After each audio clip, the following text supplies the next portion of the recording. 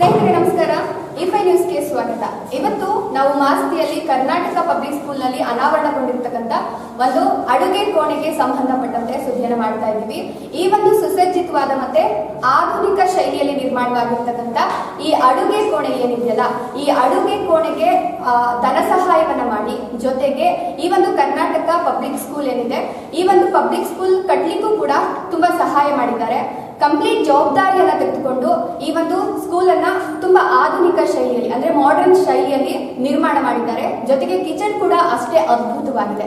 So ಈ ಒಂದು kitchen ನಿರ್ಮಾಣ ಆಗ್ಲಿಕ್ಕೆ ಕಾರಣ ಏನು, ಈ ಒಂದು ಶಾಲೆಯನ್ನೇ ಯಾಕೆ ಅವರು ಆಯ್ಕೆ ಮಾಡಿಕೊಂಡು, ಇದೆಲ್ಲದರ ಕುರಿತು ಒಂದಷ್ಟು ಮಾಹಿತಿಯನ್ನ ಸ್ವತಃ ಅವ್ರ ಕಡೆಯಿಂದನೇ ತೆಗೆದುಕೊಳ್ಳೋಣ.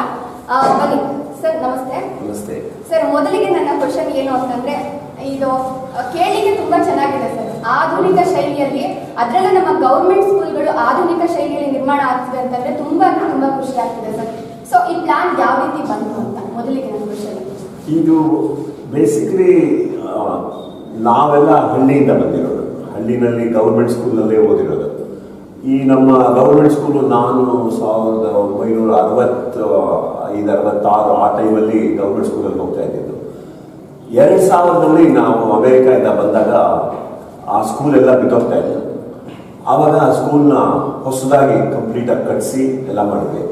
ಇದೇ ಥರನೇ ಇಷ್ಟು ಚೆನ್ನಾಗಿ ಮಾಡಿರಲಿಲ್ಲ, ಬಟ್ ಒಳ್ಳೆ ಚೆನ್ನಾಗಿರೋ ಸೇಫ್ ಆಗಿರೋ ಬಿಲ್ಡಿಂಗು ಅದನ್ನೆಲ್ಲ ಮಾಡಿದ್ವಿ. ಅಲ್ಲಿದ್ದು 200 ಜನದ ಸ್ಟೂಡೆಂಟ್ ಪಾಪ್ಯುಲೇಷನ್ನು ಸ್ಕೂಲ್ ಕಟ್ಸಾದ್ಮೇಲೆ 600-800 ಆಗೋಯ್ತಾರೆ. ಸ್ಟೇಟ್ ಗೌರ್ಮೆಂಟ್ನವರು ಅದನ್ನು ರೆಕಗ್ನೈಸ್ ಎಲ್ಲ ಮಾಡಿ ಅವರೊಂದಷ್ಟು ರೂಮುಗಳೆಲ್ಲ ಆ್ಯಡ್ ಮಾಡಿ, ಆಮೇಲೆ ಅದನ್ನು PUC ಅದೆಲ್ಲ ಮಾಡಿ ಜೂನಿಯರ್ ಕಾಲೇಜ್ ಥರ ಎಲ್ಲ ಎಕ್ಸ್ಪ್ಯಾಂಡ್ ಮಾಡಿದ್ರು. ಸೊ ಅಂದರೆ ನೀಡ್ ಇದೆ ಅಂತ ಅರ್ಥ ಆಯಿತು. ಇರೋ ಹಳ್ಳಿ ಜನಗಳಿಗೆ ಒಳ್ಳೆ ಸ್ಕೂಲು ಸೇಫ್ ಆಗಿರೋದು ಅದನ್ನು ಪ್ರೊವೈಡ್ ಮಾಡೋದು ಅಂತಂದರೆ ಹಳ್ಳಿ ಜನರು ಅವ್ರ ಮಕ್ಕಳನ್ನ ಆ ಸ್ಕೂಲಿಗೆ ಕಳ್ಸೋಕ್ಕೆ ಇಷ್ಟಪಡ್ತಾರೆ. ಯಾವಾಗ ಸ್ಕೂಲಲ್ಲಿ ರೂಫ್ ಬಿದ್ದೋಗ್ತಾ ಇದೆ, ಕಿಟಕಿಗಳು ಬಿದ್ದೋಗ್ತಾ ಇದೆ ಅಂದರೆ ಯಾರು ಕಳ್ಸೋಕ್ಕೆ ಇಷ್ಟ ಆಗುತ್ತೆ? ಇವಾಗ ನಾವೇ ನಮ್ಮ ಮಕ್ಕಳನ್ನ ಯಾವುದಾದ್ರೂ ಸ್ಕೂಲಿಗೆ ಕಳಿಸಿದಾಗ ಆ ಸ್ಕೂಲು ಸೇಫ್ ಆಗಿಲ್ಲದೆ ಇದ್ದರೆ ನಾವ್ಯಾಕೆ ಕಳಿಸ್ತೀವಿ ಅಲ್ವಾ? ಆ ಒಂದು ಕಾರಣದಿಂದ ಈ ಗವರ್ಮೆಂಟ್ ಸ್ಕೂಲು, ಬಿಕಾಸ್ ನಾವು ನಮ್ಮ ಇದು ಹೊಸ ಟ್ರಸ್ಟಿ ವಾದಿರಾಜ್ ಭಟ್ ಅವರು ಆ ಥರ ಬೇಕಾದಷ್ಟು ಜನ ನಮ್ಮ ಸಂಘದಲ್ಲಿರೋರು ಗೌರ್ಮೆಂಟ್ ಸ್ಕೂಲುಗಳಲ್ಲೇ ಓದಿ ಮುಂದೆ ಬಂದಿರೋದು. ನಮ್ಮ ಲೈಫ್, ನಮ್ಮ ಕರಿಯರು ಬಂದಿರೋದೇ ನಾವು ಗೌರ್ಮೆಂಟ್ ಸ್ಕೂಲಿಂದ. ಒಂದು 4 ಪೈಸೆ ನಾವು ಫೀಸ್ ಕಟ್ತಾ ಇರಲಿಲ್ಲ, ಗೌರ್ಮೆಂಟ್ ಸ್ಕೂಲಿಂದ ಬರ್ತಾ ಇದ್ದಿದ್ದು. ಆವಾಗ ಆ್ಯಕ್ಚುಲಿ ನಾವು ಓದ್ತಾ ಇದ್ದಾಗ ಮಿಡ್ ಡೇ ಮೀಲ್ ಕಾನ್ಸೆಪ್ಟ್ ಇರಲಿಲ್ಲ. ಈ ಮಿಡ್ ಡೇ ಮೀಲ್ ಓಪನ್ ಆಗಿದ್ದು ಆಮೇಲೆ ತುಂಬ ವರ್ಷಗಳಾದ್ಮೇಲೆ. ಸೊ ಈ ಒಂದು ಕೊರತೆ ಯಾವಾಗಿದೆಯೋ ಸ್ಕೂಲುಗಳಲ್ಲಿ ಇದನ್ನು ಹೇಗೆ ನಾವು ಸಹಾಯ ಮಾಡ್ಬೋದು ಅಂದ್ಬಿಟ್ಟು 2005ಅಲ್ಲಿ ಒಂದು ನಾನ್ ಪ್ರಾಫಿಟ್ ಆರ್ಗನೈಸೇಷನ್ ಶುರು ಮಾಡಿದ್ವಿ. One school at a time ಅನ್ನೋ ಸಂಸ್ಥೆ ಅಮೇರಿಕಾದಲ್ಲಿ. ಅಲ್ಲಿ ನಮ್ಮ ಇಲ್ಲಿ ಮಂಗಳಾ ಕುಮಾರ್ ಅಂತ ಇಲ್ಲೇ ಇದ್ದಾರೆ, ಅವರೆಲ್ಲ ಸೇರಿಕೊಂಡು ನಾವು ಅಲ್ಲಿ ಮ್ಯೂಸಿಕ್ ಪ್ರೋಗ್ರಾಮ್ ಮಾಡಿ ಹಣನ ರೈಸ್ ಮಾಡ್ತಾ ಇದ್ವಿ. ಹಣ ರೈಸ್ ಮಾಡಿ ಒಂದೊಂದಾಗಿ ಹೆಸರು ಹಾಕಿದ್ಯೋ one school at a time ಅಂತ, ವರ್ಷಕ್ಕೆ ಒಂದು ಸ್ಕೂಲ್ ಮಾಡೋಣ ಅಂತ. ಅದಕ್ಕಾಗೋಷ್ಟು ಹಣನ ರೈಸ್ ಮಾಡಿ ಒಂದೊಂದಾಗಿ ಸ್ಕೂಲ್ಗಳನ್ನ ಮಾಡ್ಕೊಂಡ್ಬಂದ್ವಿ. ಇವತ್ತಿನ ದಿನ ನಾವು 134ನೇ ಸ್ಕೂಲ್ಗೆ ಮೊನ್ನೆ ತಾನೇ ಫೌಂಡೇಶನ್ ಹಾಕಿದ್ವಿ. ಸೊ ಇದು ನಮಗೆ 100ನೇ ಸ್ಕೂಲು, ತುಂಬ ಮುಖ್ಯವಾದ ಸ್ಕೂಲು. ನಮ್ಮ ಸ್ನೇಹಿತರಾದ ಜನಾರ್ದನ್ ತಕ್ಕರ್ ಅಂತ, ಅವರ ವೈಫು ಲಿಂಡಾ ಅಂತ, ಅವರು ಅಮೇರಿಕಾದಲ್ಲಿ ಹ್ಯೂಸ್ಟನ್ ಅನ್ನೋ ಜಾಗದಲ್ಲಿದ್ದಾರೆ. ನಮಗಿಂತ 2000 ಮೈಲಿ ದೂರ. ನಮಗೆ ಸ್ನೇಹಿತರವರು ಅಕ್ಷಯ್ ಪಾತ್ರ ಬೋರ್ಡಲ್ಲಿ ನಾನು ಅವರು ಇಬ್ಬರು ಇದ್ದೀವಿ. ಅಕ್ಷಯ್ ಪಾತ್ರ ಅದೇ ಮಿಡ್ ಡೇ ಮೀಲ್ ಕೊಡ್ತಾರೆ. ಅವರಿಗೆ ಇದನ್ನ ನಾನು ಎಕ್ಸ್ಪ್ಲೈನ್ ಮಾಡಿದಾಗ ಅವರು ತುಂಬ ಸಂತೋಷ ಆಗ್ತಿದ್ದಾರೆ. ನೀವು ಈ ಥರ ಮಾಡ್ತಾ ಇದ್ದೀರಲ್ಲ, ನಾನು ಗೌರ್ಮೆಂಟ್ ಸ್ಕೂಲ್ಗೆ ಓದಿದ್ದೆ, ಅವರು ಓದ್ತಾ ಇದ್ದಾಗ ಬಾಂಬೆ ಹತ್ರ ಯಾವುದೋ ಇದರಲ್ಲಿ. ಆ್ಯಂಡ್ ಅವ್ರಿಗೆ ಕರ್ನಾಟಕದಲ್ಲಿ ಇಂಜಿನಿಯರಿಂಗು ಅವರು ಕರ್ನಾಟಕದಲ್ಲಿ ಓದಿದ್ರು. ಇನ್ನೇನು ಕನೆಕ್ಷನ್ನೂ ಇಲ್ಲ ಅವ್ರಿಗೆ ಕರ್ನಾಟಕಕ್ಕೆ ಅವ್ರಿಗೆ ತಕ್ಕರಂದರೆ ಗುಜರಾತಿಗಳು. ಅವ್ರಿಗೆ ಕರ್ನಾಟಕಕ್ಕೆ ಬೇರೆ ಏನೂ ಇಲ್ಲ ಸಂಬಂಧ. 4 ವರ್ಷ ಇಂಜಿನಿಯರಿಂಗ್ ಮೈಸೂರಲ್ಲಿ ಓದೋರು ಅವರು. ಆ ಒಂದು ಕಾರಣದಿಂದ ಅವರು ನಾನು ಕರ್ನಾಟಕಕ್ಕೆ ಸಹಾಯ ಮಾಡ್ತೀನಿ ಅಂತ ಮುಂದೆ ಬಂದು ಈ ಒಂದು ಸ್ಕೂಲ್ನ ಅಡಾಪ್ಟ್ ಮಾಡ್ಕೊಂಡು ಇದನ್ನ ಮಾಡಿ, ಇದು ಎಷ್ಟು ಆಲ್ಮೋಸ್ಟ್ $700,000 ಅಂದರೆ ಆಲ್ಮೋಸ್ಟ್ 6.5-7 ಕೋಟಿ. ಅದು ಏನು ಸುಲಭ ಅಲ್ಲ 7 ಕೋಟಿ ಕೊಡೋಕ್ಕೆ. ಅದರಿಂದ ಅವರು ಮುಂದೆ ಬಂದು ಈ ಸ್ಕೂಲ್ನ ಯಾವ ಥರ ಮಾಡಬೇಕು, ಇದನ್ನ ಹೋಲಿಸ್ಟಿಕ್ ಸ್ಕೂಲ್ ಥರ ಮಾಡಬೇಕು ಅಂತ ಅಂದ್ಬಿಟ್ಟು ಅವ್ರಿಗೆ ಆಸೆ ಇದೆ. ಸೊ ಸೊ ಪ್ರತಿಯೊಂದು ಆಸ್ಪೆಕ್ಟನ್ನು ಸ್ಕೂಲಲ್ಲಿ ಅಡುಗೆ ಮನೆ ಆಗಲಿ ಅಥವಾ ಇದಾಗಲಿ, ಬೇರೆ ರೂಮ್ಗಳಾಗಲಿ, ಆ ರೂಮಲ್ಲಿರೋ ಡೆಕೋರೇಷನ್ಸ್ ಆಗಲಿ, ಅಥವಾ ಮಕ್ಕಳಿಗೆ ಕಂಪ್ಯೂಟರ್ ಏಡೆಡ್ ಎಜುಕೇಷನ್ ಆಗಲಿ, ಟೀಚರ್ಸ್ ಟ್ರೈನಿಂಗ್ ಆಗಲಿ, ಆರ್ಟ್ಸ್ ಕೊಡೋದಾಗಲಿ, ಪ್ರತಿಯೊಂದು ಆಸ್ಪೆಕ್ಟು ಯಾವ ಪ್ರೈವೇಟ್ ಸ್ಕೂಲಲ್ಲಿ ಯಾವ ಥರ ಇರುತ್ತೋ ಅದೇ ಥರ ಹೋಲಿಸ್ಟಿಕ್ ಆಗಿ ನಾವು ಈ ಸ್ಕೂಲ್ನ ಮುಂದೆ ತರಬೇಕು ಅಂದ್ಬಿಟ್ಟು, ಈ 100 ಸ್ಕೂಲ್ ಆದ್ರಿಂದ ನಾನು ಮುಂದೆ ಬರ್ತೀನಿ, ಇದರಲ್ಲಿ ಎಷ್ಟು ದುಡ್ಡು ಖರ್ಚಾದ್ರೂ ನಾನು ಸಪೋರ್ಟ್ ಮಾಡ್ತೀನಿ ಅಂತ ಅವರು ಮುಂದೆ. ಸರ್, ಇವಾಗ ನೀವೇ ಹೇಳಿದ್ರಿ ಇದು 100ನೇ ಸ್ಕೂಲು ಅಂತ ಹೇಳ್ಬಿಟ್ಟು, ಈಗ ಎಲ್ರಿಗೂ ಒಂದು ಕ್ವಶನ್ ಬರುತ್ತೆ, 100ನೇ ಸ್ಕೂಲು ತುಂಬಾ ಡಿಫ್ರೆಂಟ್ ಆಗಿರ್ಬೇಕು, ವಿಭಿನ್ನವಾಗಿ ಮಾಡ್ಬೇಕು ಅನ್ನೋದು ನಿಮ್ಮ ಮೈಂಡಿಗೆ ಬರುತ್ತೆ. ಬಟ್ ಕೋಲಾರದಲ್ಲಿ, ಅದರಲ್ಲೂ ಮಾಲೂರು ತಾಲೂಕಲ್ಲಿ ಮಾಸ್ತಿನೇ ಯಾಕೆ ಆಯ್ಕೆ ಮಾಡ್ಕೊಂಡ್ರಿ, ಈ ಸ್ಕೂಲ್ನೇ ಯಾಕೆ ಆಯ್ಕೆ ಮಾಡ್ಕೊಂಡ್ರಿ ಅನ್ನೋದು? ಇದು ಏನಾಯ್ತು, ನಾವು ಆಕ್ಚುಲಿ ಇದು ಮಾಡಕ್ ಮುಂಚೆನೆ ನಾನು ಒಂದ್ಸಲ ಬಂದಿದ್ದೆ ಊರಿಗೆ, ಆಲ್ಮೋಸ್ಟ್ 5-6 ವರ್ಷದಿಂದ ಬಂದಿದ್ದೆ. ಆವಾಗ ಈ ಮಾಸ್ತಿ ವೆಂಕಟೇಶ್ ಅಯ್ಯಂಗಾರು ಅವರು ಇರೋ ಜಾಗ, ಅಲ್ಲಿರೋ ಒಂದು ಲೈಬ್ರರಿ, ಅದನ್ನೆಲ್ಲ ಹೋಗಿ ನೋಡಿ ಒಂಥರ ಇನ್ಸ್ಪಿರೇಷನ್ ಬಂತು. ಇದೇ ಥರ ಮಾಲೂರಲ್ಲಿ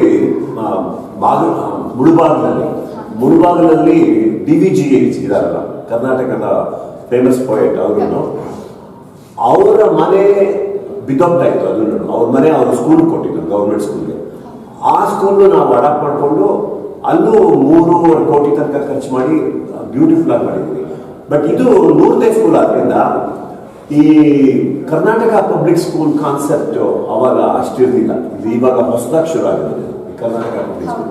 ಈ ಕರ್ನಾಟಕ ಪಬ್ಲಿಕ್ ಸ್ಕೂಲ್ ಕಾನ್ಸೆಪ್ಟ್ ಅಲ್ಲಿ ಇದು ಒಂಥರ ಇಂಪಾರ್ಟೆಂಟ್ ಸ್ಕೂಲ್ ಇದು. ಆದ್ರಿಂದ ಇನ್ನು ನಮಗೆ ಎಕ್ಸೈಟ್ಮೆಂಟ್ ಜಾಸ್ತಿ ಆಯ್ತು. ಅವ್ರಿಗೆ ಇದನ್ನೆಲ್ಲ ಎಕ್ಸ್ಪ್ಲೈನ್ ಮಾಡಿದಾಗ, ನೋಡಿ ಇದು KPS ಮಾಡೆಲ್ ಮಾದರಿ ಬರುತ್ತೆ, ಇದರಲ್ಲಿ LKG ಇಂದ ಹಿಡಿದು 2nd PUC ತನಕ, ಆಮೇಲೆ ಕಾಲೇಜ್ ಕೂಡ ಪಕ್ಕದಲ್ಲೇ ಇರುತ್ತೆ, ಕಾಮನ್ ಪ್ಲೇ ಗ್ರೌಂಡ್ ಇರುತ್ತೆ ಅಂತಂದಾಗ ಅವ್ರಿಗೂ ತುಂಬಾ ಎಕ್ಸೈಟ್ ಆಯ್ತು. ಅವರು ಎನಿವೆ ದುಡ್ಡು ಎಷ್ಟಾದ್ರೂ ಕೊಡಕ್ಕೆ ರೆಡಿಯಾಗಿದ್ರು. ಅವರು ಇದನ್ನೆಲ್ಲ ಎಕ್ಸೈಟ್ ಇಂಪ್ಲಿಮೆಂಟ್ ಮಾಡಿದಾಗ ಅವರು ಅದನ್ನ ನಾನು ಇಂಪ್ಲಿಮೆಂಟ್ ಮಾಡ್ತೀನಿ, ಇದನ್ನ ನೀವು ಇದನ್ನ ಹೋಗಿ ಮಾಡಿ ಅಂತ, ನಾನು ಇದಕ್ಕೆ ಎಷ್ಟಾಗುತ್ತೋ ಅಷ್ಟು ಕೊಡ್ತೀನಿ ಅಂತ. ಅದರಿಂದ ಈ ಮಾಸ್ತಿನ ಸೆಲೆಕ್ಟ್ ಮಾಡ್ತೀನಿ. ಸರ್, ಇವಾಗ ಇದು ಮಾಡರ್ನ್ ಕಿಚನ್ ಮಾಡಿದ್ದೀರಾ, ತುಂಬಾ ಸುಸಜ್ಜಿತವಾಗಿದೆ, ಯಾವುದೇ ರೀತಿಯ ಸಮಸ್ಯೆಗಳಿಲ್ಲ. ಬಟ್ ನಾನು ಕೇಳ್ಪಟ್ಟೆ ಇದು ಫಸ್ಟ್ನೇ ಕಿಚನ್ ಅಂತ ಹೇಳ್ಬಿಟ್ಟು, ಈ ರೀತಿ ಮಾಡಿರೋದ್ರಲ್ಲಿ ಫಸ್ಟ್ನೇ ಕಿಚನ್ ಅಂದ್ಬಿಟ್ಟು. ಸೊ ಈ ಪ್ಲಾನ್ ಹೆಂಗ್ ಬಂತು, ಇದ್ರ ಬ್ಯಾಕ್ಗ್ರೌಂಡ್ ಬಗ್ಗೆ ಹೇಳೋದಾದ್ರೆ? ಇದು ಈ ಪ್ಲಾನ್ ಬಂದಿರೋದು ಹೇಗೆ ಅಂದ್ರೆ, ಈ ಅಕ್ಷಯ ಪಾತ್ರ ಹೇಳಿದ್ನಲ್ಲ ನಾನು, ಅವರು ಇಬ್ರು ಅಕ್ಷಯ ಪಾತ್ರದಲ್ಲಿ ನಾನು ಆಲ್ಮೋಸ್ಟ್ 15 ವರ್ಷದಿಂದ ಇನ್ವಾಲ್ವ್ ಆಗಿದ್ದೀನಿ. ಅಕ್ಷಯ ಪಾತ್ರನಲ್ಲಿ ಮಿಡ್ ಡೇ ಮೀಲ್ ಅದನ್ನ ಪ್ರೊವೈಡ್ ಮಾಡ್ತೀನಿ. ಅದರಲ್ಲಿ ಒಂದೊಂದು ಕಿಚನ್ನಲ್ಲಿ, ಅಂದರೆ ಅಡುಗೆ ಮನೆಯಲ್ಲಿ ಮಿನಿಮಮ್ 1 ಲಕ್ಷ ಜನ ಮಕ್ಕಳಿಗೆ ಊಟ ಆಗೋ ಥರ ಅಕ್ಷಯ ಪಾತ್ರದಲ್ಲಿ ಮಾಡ್ತೀನಿ. ಅದರಿಂದ ಅಷ್ಟೊಂದು ಜನ ಮಕ್ಕಳಿಗೆ ಒಟ್ಟಿಗೆ ಅಡುಗೆ ಮಾಡೋ ಒಂದು ಮೆಕ್ಯಾನಿಸಮ್ ಅಕ್ಷಯ ಪಾತ್ರದಲ್ಲಿ ಎಲ್ಲ ಮಾಡಿದ್ದಾರೆ ಅವರು. ಸೌತ್ ಇಂಡಿಯಾನಲ್ಲಿ ರೈಸು, ಸಾಂಬಾರು, ಇದು ಬೇರೆ ಮೊಸರನ್ನ ಅದೆಲ್ಲ ಮಾಡೋಕ್ಕೆ ಅಷ್ಟು ಜನಕ್ಕೆ ಹೆಲ್ತಿಯಾಗಿ, ಬಿಸಿ ಬಿಸಿಯಾಗಿ, ಆಮೇಲೆ ಫ್ರೆಶ್ ಆಗಿ ಮಾಡೋ ಹಾಗೆ ಆ ಒಂದು ಪಾತ್ರೆಗಳಾಗಲಿ, ಅದು ಕುಕ್ ಮಾಡೋ ಸ್ಟೈಲ್ ಆಗಲಿ, ಸ್ಟೀಮರ್ ಮಾಡೋ ಇದು, ಅದೆಲ್ಲ ಕಾನ್ಸೆಪ್ಟ್ಸ್ ಅವರು ಅಡಾಪ್ಟ್ ಮಾಡಿಕೊಂಡು ಅದನ್ನ ಇಂಪ್ಲಿಮೆಂಟ್ ಮಾಡಿದ್ದಾರೆ. ಸೊ ನಮ್ಗೆ ಹೇಗೋ ಅಕ್ಷಯ ಪಾತ್ರ ಕನೆಕ್ಷನ್ ಇತ್ತಲ್ಲ, ಆ ಕನೆಕ್ಷನ್ನ ಉಪಯೋಗಿಸ್ಕೊಂಡು ಅಕ್ಷಯ ಪಾತ್ರದವ್ರ ಹತ್ರ ಸಲಹೆ ತಗೊಂಡು ಆ ಒಂದು ಮಾಡೆಲ್ನಲ್ಲಿ ಈ ಕಿಚನ್ನ ಅಕ್ಷಯ ಪಾತ್ರ ಅಲ್ಲಿ ಬಿಲ್ಡಿಂಗ್ ಮೇಲ್ಗಡೆ ಹಾಕಿದ್ವಿ, ಸಲಹೆಗಾರರು ಅಕ್ಷಯ ಪಾತ್ರ. ಓಕೆ ಸರ್, ಇವಾಗ ಇಷ್ಟೆಲ್ಲ ಸುಸಜ್ಜಿತವಾಗಿ ಆಧುನಿಕ ಶೈಲಿಯಲ್ಲಿ ತುಂಬಾ ವಿಭಿನ್ನವಾಗಿ ಕಟ್ಕೊಟ್ಟಿದ್ದೀರಾ. ನೆಕ್ಸ್ಟ್ ಇದ್ರ ಮೇಂಟೆನೆನ್ಸ್ ಅಂತ ಬಂದಾಗ ಸರ್, ನಿಮ್ಮ ಒಂದು ಇದರಲ್ಲಿ ಅಂಡರಲ್ಲಿ ಇರುತ್ತಾ, ಅಥವಾ ನಮ್ಮ ಶಾಲಾ ಶಿಕ್ಷಕರು ಅಥವಾ ಮುಖ್ಯ ಶಿಕ್ಷಕರಾಗಿರಬಹುದು ಅಥವಾ ಎಕ್ಸ್ಟೆನ್ಸಿವ್ ಆಗಿರಬಹುದು, ಯಾವ ರೀತಿ ಇದರ ಮೇಂಟೆನೆನ್ಸ್, ಮುಂದಿನ ನಿರ್ವಹಣೆ ಯಾವ ರೀತಿ ಇರುತ್ತೆ ಸರ್? ಇದು ಬಹಳ ಮುಖ್ಯವಾದ ಪ್ರಶ್ನೆ. ಯಾಕೆಂದ್ರೆ ಹೊಸದಾಗಿದ್ದಾಗ ಎಲ್ಲ ಚೆನ್ನಾಗಿದೆ, 1 ವರ್ಷ ಆದ್ಮೇಲೆ ಅದೇ ಸ್ಕೂಲು, ಅದೇ ಕಿಚನ್, ಅದೇ ಇದು ಗಲೀಜಾಗಿ ಹೋಗ್ಬಿಡ್ತದೆ. ಸೊ ಇದಕ್ಕೆ ಮೇಂಟೈನ್ ಮಾಡೋಕ್ಕೆ ನಾವು ಲೋಕಲ್ ಆಗಿ ಟೀಚರ್ಸ್ ಆಗಲಿ, ಇಲ್ಲಿ ಕೆಲಸ ಮಾಡೋರಾಗಲಿ, ಅಥವಾ ಸ್ಟೂಡೆಂಟ್ಸ್ ಆಗಲಿ, ಮಕ್ಕಳಾಗಲಿ, ಅವರು ಇದನ್ನ ಮುತುವರ್ಜಿ ತಗೊಂಡು ಮಾಡದೇ ಇದ್ರೆ ಹಾಳಾಗೋಗ್ಬಿಡುತ್ತೆ ಸ್ಕೂಲು. ಅದಕ್ಕೆ ನಾವು ಏನು ಮಾಡ್ತಾ ಇದ್ದೀವಿ, ಫಸ್ಟ್ 1 ವರ್ಷಕ್ಕೆ ನಾವೇ ಅದನ್ನ ಫಂಡ್ ಮಾಡ್ತಾ ಇದ್ದೀವಿ. ಆ ಸ್ಕೂಲ್ನಲ್ಲೂ ಹೇಗೆ ಮುತುವರ್ಜಿ ತಗೊಂಡು ಟೀಚರ್ಸ್ ಆಗಲಿ ಇವರಾಗಲಿ ಸ್ಕೂಲ್ನ ಕ್ಲೀನಾಗಿ ಇಟ್ಟು ಎಲ್ಲ ಮಾಡ್ತು ಅಂತಂದರೆ ಇನ್ನೂ 2 ವರ್ಷ ಕಂಟಿನ್ಯೂ ಮಾಡ್ತೀವಿ. ಇಲ್ಲದೇ ಇದ್ರೆ ಆಮೇಲೆ ನಾವು ಅದನ್ನು ಕ್ವಶನ್ ಮಾಡಬೇಕಾಗುತ್ತೆ. ಸೊ ನಮ್ದು ಆಸೆ ಇರೋದು ಸ್ಕೂಲು ಕೆಲಸ ಮಾಡೋರು ಟೀಚರ್ಸು ತಮ್ಮ ಮನೆ ನಮ್ಮ ಡಿ ಅವರು ಆವಾಗಲೇ ಹೇಳ್ತಾ ಇದ್ರು ಒಬ್ಬರು ಟೀಚರ್ಗೆ ನಮ್ಮ ಮನೆಯಲ್ಲಿ ನಾವು ಯಾವ ಥರ ಇಟ್ಕೊಂಡಿರ್ತೀವೋ ಅದೇ ಥರ ಈ ಸ್ಕೂಲ್ನಲ್ಲೂ ಪ್ರತಿಯೊಬ್ಬರು ಮುತುವರ್ಜಿ ತಗೊಂಡು ಮೇಂಟೈನ್ ಮಾಡಿದ್ರೆ ಸ್ಕೂಲು ಬ್ಯೂಟಿಫುಲ್ ಆಗಿರುತ್ತೆ. ಆವಾಗ ಈ ಸ್ಕೂಲಿಂದು ಸ್ಟ್ರೆಂತ್ ಜಾಸ್ತಿ ಆಗುತ್ತೆ. ಇವತ್ತಿನ ದಿನ 800 ಜನ ಇದ್ದಾರೆ. ಇನ್ನು 1-1.5 ವರ್ಷ 2 ವರ್ಷ ಬಿಟ್ಟು ಅಂತಂದ್ರೆ 1200 ಜನ ಆಗ್ತಾರೆ ಅಲ್ವಾ. ಈಗ ನಮ್ಮ ಬಾಗ್ಲೂರು ಸ್ಕೂಲಲ್ಲೇ 200 ಜನ ಇದ್ದಿದ್ದು 600 ಜನ ಆದರು. 600 ಆದ್ಮೇಲೆ ಪಬ್ಲಿಕ್ ಸ್ಕೂಲ್ PUC ಎಲ್ಲ ಬಂದ್ಮೇಲೆ 1200 ಜನ ಆಗಿದ್ದಾರೆ ಅಲ್ಲೂ. ಅದೇ ತರ ಈ ಸ್ಕೂಲಲ್ಲೂ ಮುಂದೆ ಬರುತ್ತೆ. ಇದು ಮುಂದೆ ಬಂತು ಅಂದ್ರೆ ಎಲ್ರಿಗೂ ಒಳ್ಳೇದು, ಸಮಾಜಕ್ಕೆ ಒಳ್ಳೇದು, ಇಲ್ಲಿ ಕೆಲಸ ಮಾಡೋದು ಒಳ್ಳೇದು. ಇದೊಂಥರ ಮೋಟಿವೇಶನ್ ಆಗುತ್ತೆ. ಅದರಿಂದ ಎಲ್ಲ ಸೇರಿ ಇದನ್ನ ಮೇಂಟೈನ್ ಮಾಡಿ ಆ ಸ್ಕೂಲ್ನ ಉಳಿಸ್ಕೊಂಬರೋಣ ಅಂತ ಅದೊಂದು ಕಳಕಳಿಯಿಂದ ಕೇಳ್ಕೊತೀವಿ. ಸರ್, ಇನ್ನು ಕೊನೆಯದಾಗಿ ಒಂದೇ ಒಂದು ಕ್ವಶನ್ ಕೇಳ್ಬಿಡ್ತೀನಿ ಸರ್. ಏನಂತಂದ್ರೆ ಈಗ ಗೌರ್ಮೆಂಟ್ ಏನಾಗ್ತದೆ ಅಂತ ಹೇಳಿದ್ರೆ ಗೌರ್ಮೆಂಟ್ ಸ್ಕೂಲ್ಗಳು ಸಾಕಪ್ಪ ಮುಚ್ಚಿಬಿಡೋಣ, ಅದ್ರ ನಿರ್ವಹಣೆ ನಮ್ಮ ಕೈಲಿ ಸಾಧ್ಯ ಆಗ್ತಾ ಇಲ್ಲ. ಸೊ ಮುಚ್ತಾ ಇದ್ದಾರೆ ಸರ್. ಆಲ್ಮೋಸ್ಟ್ ಈಗ ಇಡೀ ರಾಜ್ಯಾದ್ಯಂತ ಒಂದು 800ರಿಂದ 900 ಶಾಲೆಗಳು ಮುಚ್ಚಿ ಹೋಗ್ಬಿಟ್ಟಿದೆ. ಇನ್ನೊಂದಷ್ಟು ಶಾಲೆಗಳನ್ನ ಮುಚ್ಚಬೇಕು, ಯಾಕಂತಂದ್ರೆ ಶಿಕ್ಷಕರ ಕೊರತೆ ಆಗ್ತಿದೆ, ಅದು ನಿರ್ವಹಣೆ ಆಗ್ತಾ ಇಲ್ಲ ನಮ್ಮ ಕೈಲಿ ಅಂತ ಹೇಳ್ಬಿಟ್ಟು ಈಗ ಕ್ಲೋಸ್ ಮಾಡ್ತಿದ್ದಾರೆ. ಅಂತ ಟೈಮಲ್ಲಿ ನೀವು ಈ ರೀತಿಯ ಕೆಲಸ ಮಾಡ್ತಿರೋದು ನಿಜಕ್ಕೂ ಕೂಡ ಶ್ಲಾಘನೀಯ ಸರ್. ಸೊ ಫೈನಲಿ ಸರ್ಕಾರ ಏನ್ ಹೇಳಿಕೆ ಇಷ್ಟಪಡ್ತೀರಾ ಸರ್? ಸ್ಕೂಲ್ ಮುಚ್ಚೋದು ಇದು ಅಮೇರಿಕಾನಲ್ಲೂ ಆಗ್ತಾ ಇದೆ. ಇದೇನಾಗುತ್ತೆ, ಯಾವಾಗ ಒಂದು ಕಡೆ ಇರೋ ಪಾಪ್ಯುಲೇಷನ್ ಕಡಿಮೆ ಆಗುತ್ತೆ, ಕೆಲಸ ಎಲ್ಲಿದ್ರೆ ಜನ ಆ ಕೆಲಸ ಇರೋ ಕಡೆ ಹೋಗ್ತಾರೆ, ಮೈಗ್ರೇಟ್ ಆಗ್ತಾರೆ. ಅದರಿಂದ ಏನಾಗುತ್ತೆ, ಪಾಪ್ಯುಲೇಷನ್ ಕಡಿಮೆ ಆಗುತ್ತೆ. ಇವಾಗ ಅಮೇರಿಕಾನಲ್ಲೂ ಇದೇ ಪ್ರಾಬ್ಲಮ್. ಅದಕ್ಕೆ ಏನು ಮಾಡ್ತಾರೆ, ಸೆಂಟ್ರಲೈಸ್ ಸ್ಕೂಲ್ಸ್ ಅಂತ ಮಾಡ್ತಾರೆ. ಅದಕ್ಕೆ ಇವಾಗ ಈ KPS concept, Karnataka public school concept ಅಂತ ಈ ಥರ ಎಲ್ಲ ಪ್ರತಿಯೊಂದು ಹಳ್ಳಿನಲ್ಲೂ ಒಂದೊಂದು ಸ್ಕೂಲ್ ಮಾಡೋದು ಬಿಟ್ಬಿಟ್ಟು ಒಂದು 20-30 ಹಳ್ಳಿಗೆ ಸೇರಿ ಒಂದು ಒಳ್ಳೆ ಸ್ಕೂಲ್ ಚೆನ್ನಾಗಿ ಈ ಥರ ಮಾಡ್ತು ಅಂತಂದರೆ ಆವಾಗ ಆ 20-30 ಹಳ್ಳಿ ಆಗಲಿ ಅಥವಾ 50 ಹಳ್ಳಿ ಆಗಲಿ ಅಲ್ಲಿಂದೆಲ್ಲ ಹುಡುಗರು ಬಂದು ಸ್ಕೂಲನ್ನು ಅಟೆಂಡ್ ಮಾಡ್ತಾರೆ. ಇವಾಗ ನಾವು ಓದ್ತಾ ಇದ್ದಾಗ ನಮ್ಮ ಹಳ್ಳಿ ಸ್ಕೂಲು ಅಲ್ಲಿಂದ ಏನೇನು ಸುತ್ತಮುತ್ತಲ ಇದ್ದಿದ್ದ 15-20 ಹಳ್ಳಿಗಳಿಂದ ಮಕ್ಕಳು ಬರೋದು. ಆವಾಗ ನಾವು ಓದ್ತಾ ಇದ್ದ ಸ್ಕೂಲ್ಗೆ ಯಾವಾಗ ಪ್ರತಿಯೊಂದು ಹಳ್ಳಿನಲ್ಲೂ ಸ್ಕೂಲ್ಗಳು ಓಪನ್ ಮಾಡೋಕ್ಕೆ ಶುರು ಮಾಡಿದ್ರು, ಆ ಹಳ್ಳಿ ಪಾಪ್ಯುಲೇಷನ್ ಕಡಿಮೆ ಆದರೆ ಆಟೋಮ್ಯಾಟಿಕ್ಲಿ ಮಕ್ಕಳಿರಲ್ಲ ಅಲ್ಲಿ ಸ್ಕೂಲ್ಗೆ ಹೋಗೋಕ್ಕೆ. ಆವಾಗ ಮಕ್ಕಳು ಯಾವಾಗಿರಲ್ವೋ ನೀವು ಟೀಚರ್ಸ್ನ ಅವ್ರನ್ನ ಇಟ್ಬಿಟ್ಟು ಸಂಬಳ ಕೊಡೋದು ಅದನ್ನ ಎಲ್ಲರೂ ಕ್ವಶನ್ ಮಾಡೋಕ್ಕೆ ಶುರು ಮಾಡ್ತಾರೆ. ಆ ರೀತಿಯಿಂದ ಸ್ಕೂಲ್ ಮುಚ್ತಾ ಇದ್ದಾರೆ ಮತ್ತು ಮುಚ್ಚಬೇಕು ಅಂತ ಏನು ಮುಚ್ತಾ ಇಲ್ಲ ಅವರು. ಐ ಥಿಂಕ್ ಈ KPS Karnataka public school model is A much better model. ಇವಾಗ ಏನಾಗುತ್ತೆ, ಇವಾಗ ಈ ಸ್ಕೂಲಲ್ಲೇ ನೋಡಿ ಆಟ ಆಡಕ್ಕೆ ಬೇಕಾದಷ್ಟು ಜಾಗ ಇದೆ, ಫೆಸಿಲಿಟೀಸ್ ಚೆನ್ನಾಗಿದೆ, ಏನ್ ಬೇಕಾದ್ರೂ ಮಾಡ್ಬೋದು, ಒಳ್ಳೆ ಕಿಚನ್ ಆಗಿದೆ. ಈ ತರ ಸೆಂಟ್ರಲೈಸ್ಡ್ ಆಗಿ 1200 ಅಥವಾ 2000 ಜನ ತನಕ ಈ ಒಂದು ಕ್ಯಾಂಪಸ್ ಅಲ್ಲಿ ಬ್ಯೂಟಿಫುಲ್ ಆಗಿ ಎಲ್ಲ ಕ್ರಿಯೇಟ್ ಮಾಡ್ಬೋದು ಅಲ್ವಾ. ಸೊ ಮುಂದೆ ಹೋಗ್ತಾ ಹೋಗ್ತಾ ಈ KPS ಮಾಡೆಲ್ ಇದನ್ನೇ ಬೇರೆ ಸ್ಟೇಟ್ಗಳಲ್ಲೂ ಅಡಾಪ್ಟ್ ಮಾಡ್ಕೊಳ್ಳೋಕೆ ಶುರು ಮಾಡಿದ್ದಾರೆ. ಸೊ ಸ್ಮಾಲ್ ವಿಲೇಜಸ್ ಅಲ್ಲಿ ಸಣ್ಣ ಹಳ್ಳಿಗಳಲ್ಲಿ ಸ್ಕೂಲ್ಗಳು ಓಪನ್ ಮಾಡೋದ್ರ ಬದಲು ಈ ತರ ಒಂದು ಸೆಂಟ್ರಲ್ ಜಾಗ ಹುಡುಕ್ಬಿಟ್ಟು ಅದಕ್ಕೆ ಕನೆಕ್ಟಿವಿಟಿ ಎಲ್ಲ ಚೆನ್ನಾಗಿತ್ತು ಅಂತಂದ್ರೆ ಬಸ್ಸಲ್ಲಿ ಬರ್ಬೋದು ಅಥವಾ ರೋಡಲ್ಲಿ ಇರ್ಬೋದು, ಬಂದು ಈ ತರ ದೊಡ್ಡ ಸ್ಕೂಲ್ ಮಾಡ್ತು ಅಂತಂದ್ರೆ ಅವಾಗ ಎಲ್ಲ ಕಡೆ. ಇನ್ಫ್ಯಾಕ್ಟ್ ನಾನು ಲಾಸ್ಟ್ ಟೈಮ್ ಮಂಗಳೂರು ಹತ್ರ ಒಂದು ಸ್ಕೂಲ್ ಇನಾಗ್ರೇಟ್ ಮಾಡಕ್ಕೆ ಹೋಗಿದ್ದೆ. ಅದೂ ಕರ್ನಾಟಕ ಪಬ್ಲಿಕ್ ಸ್ಕೂಲ್ ಮಾದರಿ, ಅಲ್ಲೂ 1000 ಜನ ಮಕ್ಕಳಿದ್ದಾರೆ. ಸರ್, ಅಂದ್ರೆ ಈಗಿನ ಪೇರೆಂಟ್ಸ್ ಹೆಂಗಿದ್ದಾರೆ ಅಂತ ಹೇಳಿದ್ರೆ ಸರ್, ಎಲ್ಲರೂ ಎಜುಕೇಟೆಡ್ ಅಲ್ಲ. ಯಾಕಂದ್ರೆ ವಲಸೆ ಬಂದಿರೋರು ಇರ್ತಾರೆ. ಅವ್ರಿಗೆ ಏನ್ ಸಮಸ್ಯೆ ಆಗುತ್ತೆ ಅಂತಂದ್ರೆ ಮಕ್ಕಳನ್ನ ಕರ್ಕೊಂಡು ಬಂದು ಬಿಡೋದಿರ್ಬಹುದು, ಮತ್ತೆ ವಾಪಸ್ ಕರ್ಕೊಂಡು ಬರೋದಿರ್ಬಹುದು, ಅದನ್ನು ಕೂಡ ಸಮಸ್ಯೆ ಆಗುತ್ತೆ ಸರ್.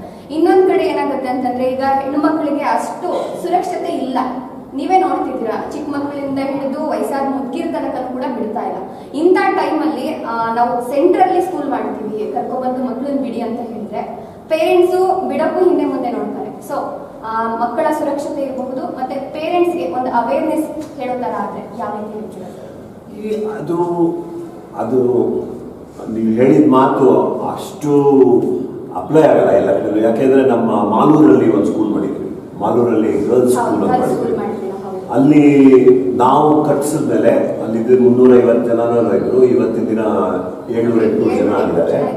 ಇನ್ಫ್ಯಾಕ್ಟ್ ನಾನು ಹೋದ್ಸಲ ಹೋಗಿದ್ದಾಗ ಅಲ್ಲಿ ಹೆಣ್ಮಕ್ಳನ್ನ ಎಲ್ಲಿಂದ ಬರ್ತೀರಮ್ಮ ನೀವು ಅಂತ ಕೇಳಿದ್ರೆ 12-13 ಕಿಲೋಮೀಟರ್ ದೂರದಿಂದ ಬರ್ತಾರೆ ಮಕ್ಕಳು.